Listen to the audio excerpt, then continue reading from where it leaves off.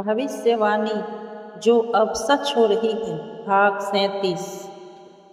जब रुद्र जागेंगे तब धरती कांपेगी। अंतिम चेतावनी शुरू हो चुकी है। जब जब अन्याय बढ़ता है, जब जब अधर्म का अंधकार फैलता है, तब तब एक चेतावनी जन्म लेती है और उस चेतावनी को भविष्यवाणी कहा जाता है। आज हम आपको बताने जा रहे हैं रुद्र की चेतावनी जो अब प्रकट हो रही है। जब तीनों लोकों में क्रंदन होगा और ध्वनि के बिना आकाश फटने लगेगा, तब जानो रुद्र उठ खड़े होंगे। यह भविष्यवाणी रुद्र तंत्र में छिपी थी। कभी एक सिद्ध महायोगी ने इसे हिमालय की चट्टान पर लिखा था। 700 वर्षों तक यह गुप्त रही, लेकिन अब इसके चिन्ह दिखाई दे रहे हैं। चंद्रमा पर तीसरे ग्रह की छाया, 3 घंटे तक लगातार कुत्तों और गायों का रोना, अचानक मोबाइल में अनजान स्पंदन ध्वनि, कुछ साधकों के ध्यान में प्रकट हुए वाक्य। रुद्र अब मौन नहीं रहेंगे। वाराणसी की साध्वी रेवती देवी ने बताया, एक रात्रि ध्यान में मेरे सामने रुद्र प्रकट हुए। वे त्रिशूल थामे शांत मुद्रा में थे। उन्होंने कहा, अब अग्नि बोलेगी और जल मार्ग खोलेगा।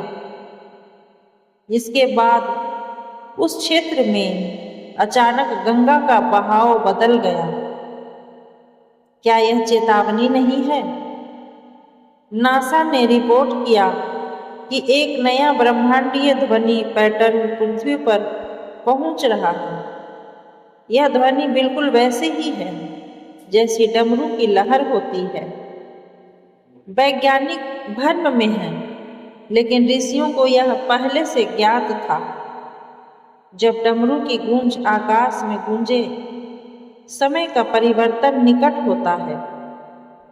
पृथ्वी के कुछ क्षेत्र अग्नि से प्रभावित होंगे। कुछ स्थानों पर जलधारा ऊपर उठेगी। जल, भूकंप, मंदिरों से स्वतः ध्वनि निकलेगी। जिनके मन शुद्ध है वे एक रोशनी से घिरे रहेंगे, लेकिन जो मोह, लोभ और हिंसा में हैं, उन्हें मानसिक असंतुलन होगा। अब क्या करना चाहिए? पहला, रोज 5 मिनट ओम नमः शिवाय का जाप करें।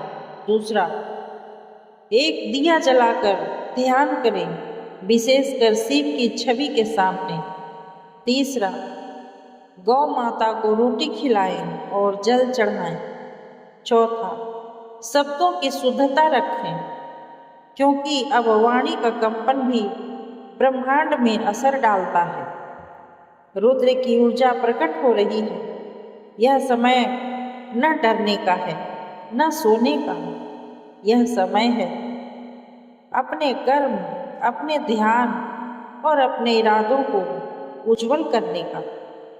जुड़िए दिव्य शक्तियाँ के साथ, क्योंकि हम कोई सामान्य चैनल नहीं, बल्कि चेतना के जागरण का माध्यम है।